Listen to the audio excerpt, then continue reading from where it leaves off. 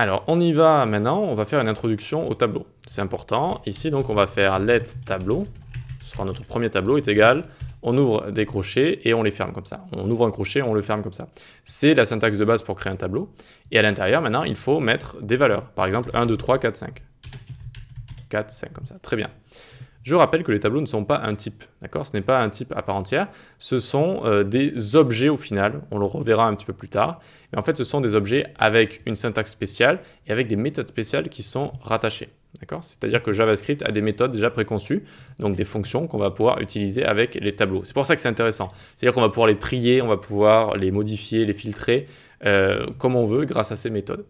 Très bien. Maintenant, comment on fait pour accéder à la première valeur de notre tableau ici? Eh bien, par exemple, on peut faire log tableau et on ouvre les crochets ici. Et là, la première valeur, on pourrait se dire, bon, ben, je vais mettre 1 pour le trouver. Et non, vous voyez que ça me donne 2 ici. Parce qu'en fait, ici, on va aller retrouver des valeurs avec ce qu'on appelle un index. Et donc, si je mets 0, j'ai bien le premier élément du tableau. En fait, le premier élément du tableau est à l'index 0, si vous voulez. Et ensuite, index 1, 2, 3, 4, etc. D'accord? Donc, ça peut embrouiller un petit peu au début, c'est normal. Mais vous allez vite vous y faire, et donc 0, 1, 2, 3, 4, d'accord? Donc ça, on a l'index en dessous, et là, on a les éléments dans le tableau, ok? Et donc, voilà, ça peut embrouiller un petit peu, mais c'est comme ça, quand on doit aller attraper un élément, eh bien, imaginons si je veux le second élément, ici, je vais bien faire donc tableau de index 1, comme ça, et hop, ça me donne bien 2 juste ici. Ok, très bien. Maintenant, dans un tableau, est-ce qu'on peut mettre tout ce qu'on veut? Est-ce qu'on peut vraiment mettre tout ce qu'on veut? Eh bien, la réponse est oui, c'est-à-dire je peux mettre tous les types de valeurs, d'accord? Je peux mettre vraiment toutes les valeurs que je veux à l'intérieur. Je peux mettre true, je peux mettre false, d'accord? Donc c'est ça qui est pratique.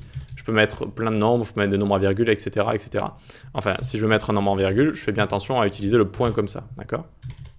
Vous voyez que là, j'ai bien utilisé le point, et non pas la virgule qui sert à séparer les différents éléments. Est-ce que je peux mettre un tableau dans un tableau? Eh bien, oui, je peux aussi, regardez. On appelle ça des tableaux à plusieurs dimensions. Donc, regardez, là, j'ai, hop, encore un tableau.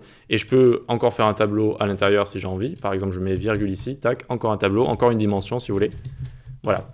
Donc, les tableaux à multidimensions, c'est assez difficile à utiliser pour un débutant. On fera une petite vidéo dessus, mais sachez que c'est possible. Donc, on peut faire des tableaux comme ça à plusieurs dimensions, c'est-à-dire en fait des tableaux imbriqués les uns dans les autres. Voilà. Donc ça, tac, tac, tac, nickel. Et maintenant, je vous avais parlé de méthodes, donc de fonctions directement en JavaScript, un petit peu spéciales, donc, qui sont liées au tableau. Par exemple, qu'est-ce qu'on peut avoir? Eh bien, regardez, je vais faire quelque chose. Juste là, je vais faire tableau.push, donc d'accord, .push ici, et je vais y push 6 comme ça. Et ensuite, je vais venir juste loguer mon tableau, d'accord, donc je log mon tableau. Console log tableau, oui c'est bon, ça a mis du temps. Et donc vous voyez que j'ai bien ici 1, 2, 3, 4, 5, 6. La méthode push avec les tableaux est une méthode très simple qui sert à pousser, si vous voulez, à mettre un élément à la fin d'un tableau, d'accord? Et donc vous pouvez, hop, faire push 7, 8, etc. Et vous voyez que ça rajoute tout ça juste ici. Comment j'ai fait pour dupliquer un élément? Ici je fais maj alt flèche du bas, tac, ça permet de dupliquer très facilement.